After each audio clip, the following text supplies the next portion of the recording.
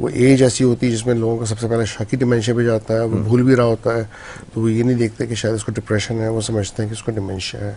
So that is fully reversible without a doubt. उसका depression का इलाज होगा तो उसकी मेमोरी ऑटोमेटिकली बेहतर हो जाएगी। In actual dementia we have many types of dementias.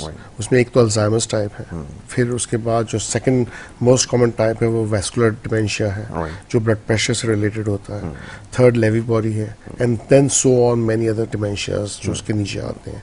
लेकिन पहले जो तकरीबन 50 से 70% डिमेंशियाज हैं वो ये 3 डिमेंशियाज के अंडर आ जाते हैं।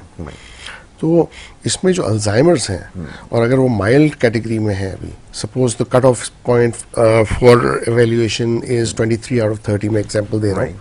अगर वो अभी भी 22-21 पे है तो उसके चांसेस हैं कि विद मेडिकेशन जो कि एसिटाइल कोलिनेस्टरेज इनहिबिटर्स होते हैं, उससे मेमोरी थोड़ी सी रिवर्स हो जाती है, बेहतर हो जाती है।